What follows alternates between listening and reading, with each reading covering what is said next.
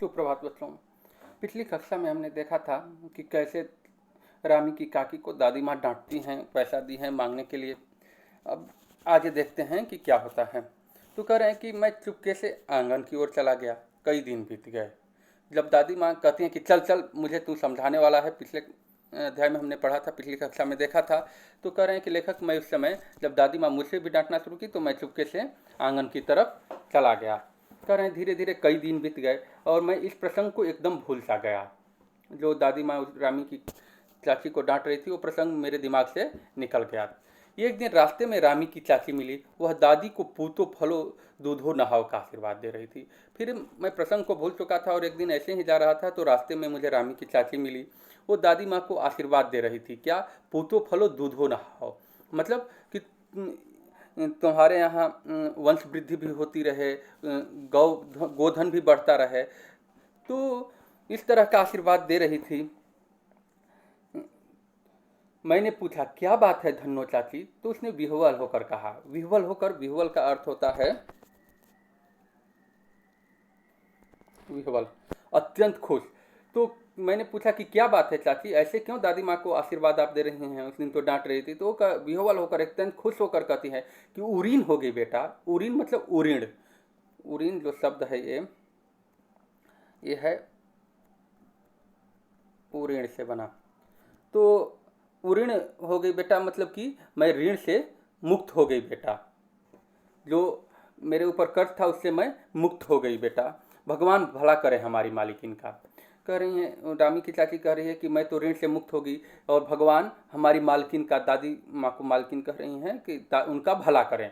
कल ही आई थी, पीछे का सभी रुपया छोड़ दिया, ऊपर से 10 रुपये का नोट देकर बोली, देखना धन्नो, जैसी तेरी बेटी वैसी मेरी, 10-5 के लिए हंसाई न हो, देवता है बेटा देवता। फिर बताती है रामी की चाची कि कल ही दादी माँ आई थी और उन्होंने पीछे का टोटल जितना भी कर्ज था सब कुछ माफ़ कर दिया और ऊपर से 10 रुपये का नोट भी मुझे दी। और फिर भी कही कि अगर ज़रूरत हो तो कहना, देखना 10-5 के लिए हंसाई नहीं होनी चाहिए, जैसी तुम्हारी बेटी है वैसी मेरी बेटी है, वो तो देवता है बेटा देवता। तो मैंने कहा कि उस रोज़ तो बहुत डांट रही थी। तो रामी की चाची कहती हैं वह तो बड़े लोगों का काम है बाबू, रुपया देकर डांटे भी न तो लाभ क्या। कह रही है कि उतना वो माफ़ कर दी, वो कर दी, वो तो देवता है और बड़े लोगों का वो तो काम है डांटना। उतना पैसा दिए और उसके बाद डांटे भी न तो क्या करें। मैं मन ही मन इस तर्क पर हंसता हुआ आगे बढ़ गया। जो इसने तर्क दिया था कि ये तो बड़े लोगों का काम है डांटते रहना, पैसा देकर डांटे भी न तो क्या करें, तो इस तर्क पर मैं मन ही मन मुझे हंसी आ रही थी और मैं आगे बढ़ गया। उसके बाद बताते हैं कि किशन भैया के विवाह के दिनों की बात है। जब उनकी शादी तो तय हो गई थी, सब कुछ चल रहा था, तो विवाह में 4-5 रोज पहले से ही औरतें रात भर गीत गाती हैं। जब शादी विवाह तय होती है तो 4-5 दिन क्या, वो 8-10 दिन 15 दिन पहले से ही औरतें घर में रात रात भर 12-1-2 बजे तक गीत गाती रहती हैं। और विवाह की रात को अभिनय भी होता है। और जिस दिन शादी होती है तो उस दिन बारात चली जाती है। बारात में सभी पुरुष चले जाते हैं, स्त्रियां केवल घर पे बचती हैं। तो उस दिन वो स्त्रियां एक अभिनय भी करती हैं और यह अभिनय एक कथा के रूप में हुआ करता है। और उस कथा में शादी से लेकर पुत्र के जन्म तक के सभी दृश्य दिखाई जाते हैं और सभी पार्ट औरतें ही करती हैं। तो और उस दिन केवल औरतें घर पे रहती हैं। इसके लिए भी ऐसी प्रथा चलने का कारण रहा होगा, क्योंकि उस समय पहले पुरुष ही जाते थे शादियों में, आज की तरह औरतें जाती नहीं थी और घर पे केवल औरतें बचती थी। तो घर में रात भर जगने से चोरी आदि का डर समाप्त हो जाएगा, औरतें जगी रहेंगी, इसलिए भी ये चीज़ें की जाती होंगी जहाँ तक संभव है। तो कह रहे हैं कि उसमें विवाह से लेकर पुत्रोत्पत्ति तक, पुत्रोत्पत्ति मतलब कि पुत्र के जन्म तक की सारी कथा दिखाई जाती है और सभी पार्ट जो भी अभिनय करने वाली होती हैं औरतें ही होती हैं। मैं बीमार होने के कारण बारात में न जा सका। मेरा ममेरा भाई राघव दालान में सो रहा था, वह भी बारात जाने के बाद पहुंचा। औरतों ने उस पर आपत्ति की। कह रहे हैं कि मैं और मेरा ममेरा भाई, मैं तो बीमार था इसलिए बारात में नहीं जा सका और मेरा भाई लेट आया, बारात जाने के बाद आया, इसलिए वो भी, जिसका नाम राघव था, वह भी बारात में जा नहीं सका। और औरतों ने उस पर आपत्ति जताई। आपत्ति मतलब कि विरोध जताया कि ये दालान में सो नहीं सकते। दालान मतलब कि जो हॉल आदि है वो, जहाँ की गेस्ट रूम जहाँ लोग रहते हैं। तो कह रहे हैं कि उस पर आपत्ति जब लोगों ने जताया कि ये दोनों लड़के हैं, औरतों का यहाँ अभिनय होगा, ये लोग नहीं रुक सकते, तो दादी माँ बिगड़ती हैं, कहती हैं कि लड़कों से क्या पर्दा, लड़के और ब्रह्मा का मन एक सा होता है। यहाँ चूंकि दादी की भाषा है इसलिए ब्रह्मा लिखा है, ये ब्रह्मा होना चाहिए, ब्रह्मा। तो ब्रह्मा को चूंकि दादी माँ गांव की औरत हैं, तो गांव में ऐसे ही बूढ़ी औरतें बोलती हैं, तो दादी माँ कहती हैं कि लड़के और ब्रह्मा मतलब ब्रह्मा अर्थात ईश्वर का मन एक समान होता है और इनसे कोई पर्दा करने की जरूरत नहीं है। मुझे भी पास ही एक चारपाई पर चादर उड़ाकर दादी माँ ने चुपके से सुला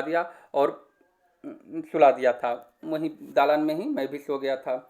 बड़ी हंसी आ रही थी, क्योंकि दादी माँ समझी सो गया हूँ, मैं सोया नहीं था, उधर अभिनय हो रहा था। उसको सुन सुन के मुझे बहुत हंसी आ रही थी। सोचा कभी जोर से हंस दूँ, भेद खुल जाए तो निकाल बाहर किया जाऊँगा। पर कह रहे हैं कि मैं मन ही मन ये भी सोच रहा था कि अगर मैं कहीं जोर से हंस दिया तो भेद खुल जाएगा कि मैं जगह हूँ और वहाँ से मुझे बाहर निकाल दिया जाएगा, और जो अभिनय मैं देख रहा हूँ, सुन रहा हूँ, देखने को तो नहीं लेकिन सुन रहा हूँ, वो भी सुनने को नहीं मिलेगा। पर भाभी की बात पर हंसी रुक न सकी और भंडाफोड़ हो गया। लेकिन भाभी ने कुछ ऐसा कहा कि मुझसे हंसी दबी नहीं और मैं तेज हंस दिया और भंडाफोड़ हो गया कि मैं जगा हूँ। देबू की माँ ने चादर खींच ली और जब मैं हंसा तो मेरे ऊपर जो चादर उड़ा के दादी माँ सुला के गई थी, तो वो चादर देबू की माँ खींच लेती है और कहती है दादी माँ से कि कहो दादी, यह कौन बच्चा सोया है, बेचारा रोता है, शायद दूध तो पिला दूँ। कह रही हैं कि अब वो भी देबू की माँ फिर मजा लेना शुरू कर देती हैं मुझ पर। कहती हैं कि दादी आप तो कह रही थी कि बच्चा है, ये बेचारा कौन सा बच्चा सोया है, शायद रो रहा है, इसे दूध की ज़रूरत है, दूध तो पिला दूँ। फिर हाथापाई शुरू हो गई, वो अपने तरफ खींच रही थी, मैं भागने का प्रयास कर रहा था। फिर दादी माँ बिगड़ी कि लड़के से क्यों लगती हो। देबू की माँ को फिर दादी माँ डांटती हैं कि अरे बच्चा है, बच्चे से क्यों लगती हो। सुबह रास्ते में देबू की माँ मिली। फिर कह रहे हैं कि अगले दिन सुबह मैं जा रहा था, रास्ते में ही देबू की माँ मुझे फिर दिखाई दी। वो कहती हैं कल वाला बच्चा भाभी। देबू की माँ मुझे देखते ही कहती हैं कि देखो भाभी, ये कल वाला बच्चा। और मैं वहाँ से जोर से भागा और दादी माँ के पास जा खड़ा हुआ। जब उन्होंने कहा तो मैं वहाँ से तेजी से भागा और दादी माँ के पास, दादी माँ की आंचल के छाँव में जाकर छिप गया। वस्तुतः किसी प्रकार का अपराध हो जाने पर जब हम दादी माँ की छाया में खड़े हो जाते हैं, अभयदान मिल जाता। कह रहे हैं कि अगर हमसे किसी भी प्रकार की गलती हो जाती तो हम तुरंत वहाँ से भागते और दादी माँ के आंचल की छाँव में छिप जाते, और वहाँ जाते ही हमें भय से मुक्ति मिल जाती, अभयदान मिल जाता, हमारा कोई कुछ बिगाड़ नहीं पाता। और ये उन्हीं के साथ नहीं, शायद आप लोगों के भी साथ होता होगा। जब आपके मम्मी पापा आप लोगों पे नाराज़ होते होंगे तो आप अपनी दादी के पास चले जाते होंगे, तो वो कुछ नहीं कर पाते होंगे और आप लोग बच जाते होंगे। तो ऐसे ही कह रहे हैं कि मैं क्या, कोई भी हम में अगर किसी से भी अपराध होता तो हम दादी माँ की छाँव में ही चले जाते, उनकी आंचल की छाया में जाकर खड़े हो जाते, उनके पैरों से चिपक जाते, और वहाँ जाने के बाद हमारा कोई कुछ बिगाड़ नहीं सकता था, हमें अभयदान मिल जाता था।